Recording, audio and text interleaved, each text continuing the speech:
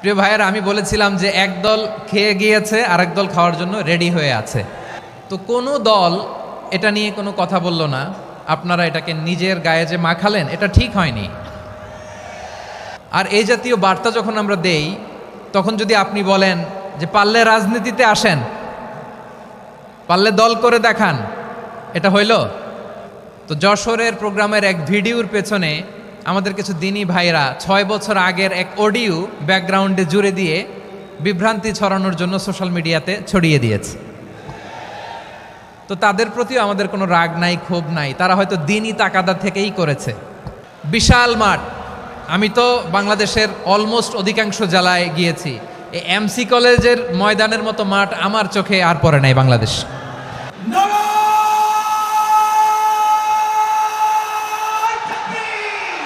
দাওয়াতের ময়দানে আছে মুমিন প্রাণে আল্লামা সাঈদীর উত্তরসূরি।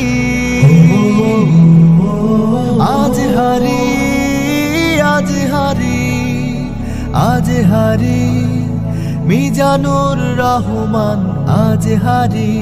সিলেটের আলিয়া মাদ্রাসার যে ময়দান, সেখানে দীর্ঘ 33 বছর 34 বছর সরাসরি কোরআন থেকে তাফসির করে আপনাদেরকে শুনিয়েছেন এই ভূখণ্ডের তাফসির জগতের কিংবদন্তি শহীদ মরহুম আল্লামা দেলোয়ার হোসেন সাঈদী রাহিমাহুল্লাহ। আমরা আমাদের আল্লামার জন্য দোয়া করি, আল্লাহ তাআলা মরহুম আল্লামা দেলোয়ার হোসেন সাঈদী রাহিমাহুল্লাহর জীবনের সকল খেদমাগুলোকে আল্লাহ তাআলা কবুল করে নিক। ওনার কবরটাকে আল্লাহ তাআলা কোরআনের নূর দিয়ে মোনাওয়ার করে দিক। আমি আরও সৌভাগ্যবান যে আমি অত্যন্ত নগণ্য ক্ষুদ্র একজন কোরআনের ছাত্র হয়ে কোরআন থেকে যা বুঝেছি, এই কথাগুলো যখন দেশ থেকে দেশান্তরে যেখানেই যাই শোনাবার জন্য লক্ষ লক্ষ দিনী ভাইরা সেখানে উপস্থিত হয়, আলহামদুলিল্লাহ। এবং যারা আসতে পারেন না, এরকম কোটি কোটি বনি আদম পরবর্তীতে সোশ্যাল মিডিয়ার কল্যাণে তারা কথাগুলো শোনেন, আলহামদুলিল্লাহ। আবার এমনও অনেক আছে যারা আমাদেরকে পছন্দ করেন না, তারাও ডায়েরি খাতা কলম নিয়ে, মোবাইল নিয়ে, ল্যাপটপ খুলে আমাদের আলোচনা শোনেন। আমি তাদেরকেও ভালোবাসি, কারণ আমার স্লোগান হচ্ছে হেরে যাবে ওদের হিংসা, ষড়যন্ত্র, জিতে যাবে আমাদের ভালোবাসা। যারা আমাদের বিরোধিতা করে, আমাদের ব্যাপারে ঘৃণা ছড়ায়, তাদের জন্য আমাদের বুক ভরা দরদ আর ভালোবাসা আছে না নাই? কারণ ভালোবাসা দিয়ে যা জয় করা যায়, কঠোরতা দিয়ে তা পারা যায় না। তো যারা বিরোধিতার জন্য আমাদের আলোচনা শোনেন, তাদেরকেও ওয়েলকাম। যারা আমাদের আলোচনা আউট অফ কনটেক্সট নিয়ে এক জায়গার মাথা আর এক জায়গার লেজ জুড়ে দেন, তাদেরকেও ওয়েলকাম। গত সপ্তাহে আপনারা জানেন খুলনা বিভাগের প্রোগ্রাম আমি দিয়েছিলাম যশোরে আদ্দিন ফাউন্ডেশনের উদ্যোগে। তো যশোরের প্রোগ্রামের এক ভিডিওর পেছনে আমাদের কিছু দিনী ভাইরা 6 বছর আগের এক অডিও ব্যাকগ্রাউন্ডে জুড়ে দিয়ে বিভ্রান্তি ছড়ানোর জন্য সোশ্যাল মিডিয়াতে ছড়িয়ে দিয়েছে। তো তাদের প্রতিও আমাদের কোনো রাগ নাই, ক্ষোভ নাই। তারা হয়তো দিনই তাকাদা থেকেই করেছে, কিন্তু তারা হয়তো বুঝতে পারে নাই এই যে রিসেন্ট আলোচনার ভিডিওর পেছনে 6 বছর আগের অডিও জুড়ে দেওয়া, এটাকে বাংলায় বলে প্রতারণা। কি বলে? প্রতারণা, ধোঁকাবাজি। এখনকার আলোচনার ভিডিও আর ব্যাকগ্রাউন্ডে এডিট করে লাগিয়েছে 6 বছর আগের অডিও। এটারে প্রতারণা বলে, ধোঁকাবাজি বলে। আর বিশ্বনবী বলেন, মান গশানা ফালাইসা মিন্না, the person who deceives us he is not among us. যে আমাদেরকে ধোঁকা দেয় সে আমাদের অন্তর্ভুক্ত নয়। তো বিশ্বনবীর এই হাদিস তারা মনে রাখে না। তো এই জন্য শুধু বিশ্বনবীর প্রতি সাল্লাল্লাহু আলাইহি ওয়াসাল্লামের প্রতি সেরেফ ভালোবাসা আপনাকে বাঁচাতে পারবে না যদি বিশ্বনবীর আদর্শ আপনি গ্রহণ না করেন। তার জলজান্ত প্রমাণ, আবু তালেব বিশ্বনবীকে অনেক ভালোবেসেছেন আলাইহিস সালাতু ওয়াসসালাম। পলিটিক্যাল শেল্টার, ফিনান্সিয়াল শেল্টার, সব ধরনের শেল্টার তিনি দিয়েছেন, কিন্তু বিশ্বনবীর আদর্শ মানেন নাই। মুক্তি মিলবে?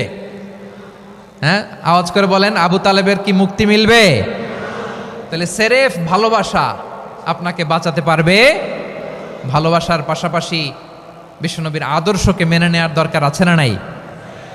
তো যারা এই সমস্ত কাজ করেন আমাদের ভাইয়েরা, তাদের জন্য আল্লাহ তাআলার কাছে আমরা হেদায়েতের দোয়া করি। আবার আমি দেখেছি আমার গত সপ্তাহের যশোরের আলোচনার একটা লাইনকে কেন্দ্র করে আমাদের অনেক রাজনীতিবিদ বন্ধুরা অনেক ক্ষুব্ধ প্রতিক্রিয়া দেখাচ্ছেন। ওই কথাকে নিজেদের গায়ে টেনে নিজেদের গায়ে মেখে ওনারা ক্ষুব্ধ হয়েছেন। প্রিয় ভাইয়েরা, আমি বলেছিলাম যে একদল খেয়ে গিয়েছে আর একদল খাওয়ার জন্য রেডি হয়ে আছে। তো এখানে কি আমি কোনো দলের নাম বলেছি? বাংলাদেশে 48টা প্রায় নিবন্ধিত রাজনৈতিক দল, কোনো দলের নাম আমি বলিনি। কথাটাকে আমি জেনারেল রেখেছি। দায়ীদের বৈশিষ্ট্যই এটা, দায়ীরা জেনারেলি কথা বলে, যার যেই মেসেজ নেয়ার তারা সেখান থেকে নিয়ে নেয়।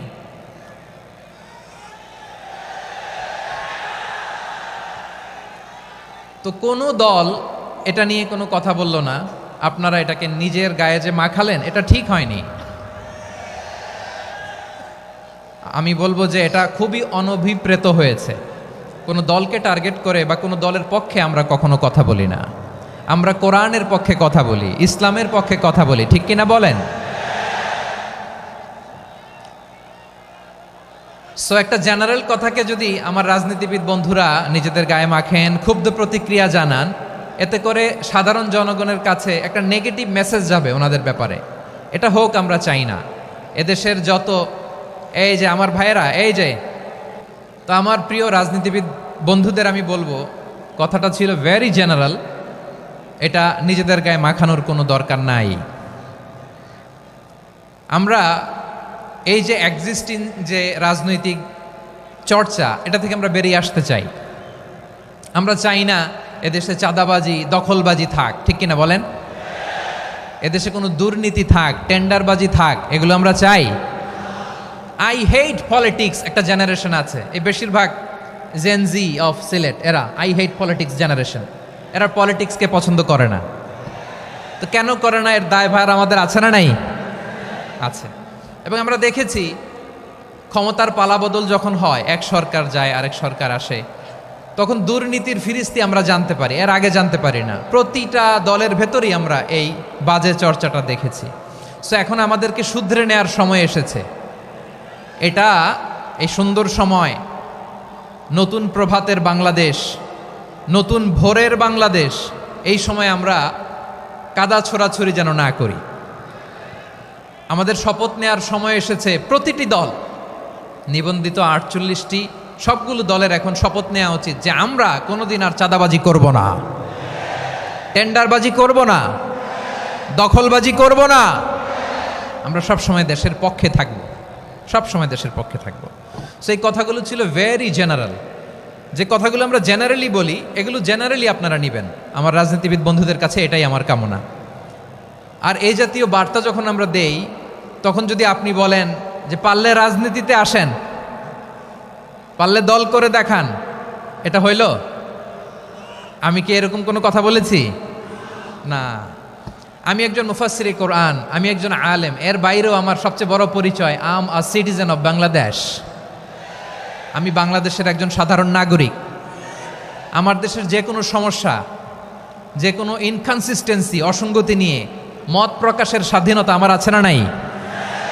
আপনারাই তো বাক স্বাধীনতার কথা বলেন, ফ্রিডম অফ স্পিচের কথা বলেন, বাক স্বাধীনতার কথা বলেন। আপনারাই যদি আবার কোনো মন্তব্যের কারণে বলেন যে রাজনীতির মাঠে আসেন, দল করেন, দেখি কতটুকু পারেন, এটা ঠিক হবে না। তাই প্রিয় ভাইয়েরা, আসুন আমরা দল মত নির্বিশেষে কাঁধে কাঁধ মিলিয়ে সোনার বাংলাদেশ গড়ি, দুর্নীতিমুক্ত বাংলাদেশ গড়ি, যে বাংলাদেশের জন্য রক্ত দিয়েছে আবু সাঈদ,